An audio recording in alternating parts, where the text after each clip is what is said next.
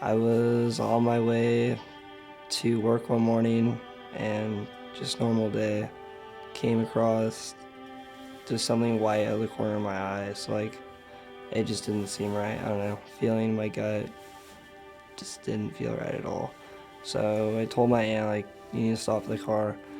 But she just nonchalantly kept going. It was like, no, like, I raised my voice, got pretty loud. I was like, you need to stop the car right now. She just looked at me and slammed on the brakes.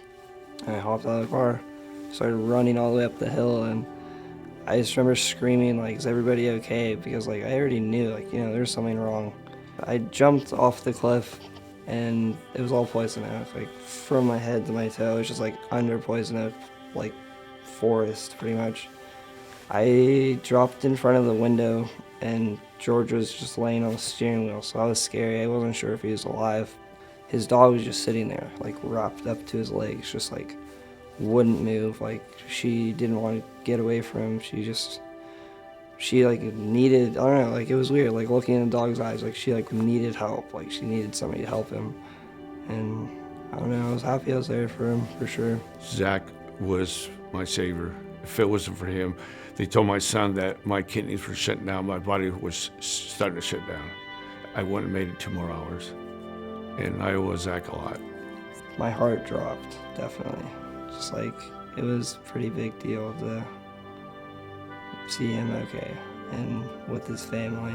And that was a good feeling, It was definitely a big moment because I was too scared to call the hospital and see if he was alive, because that would have messed me up big time. When he went home, he cried every night for me because he thought I was going to die in the hospital.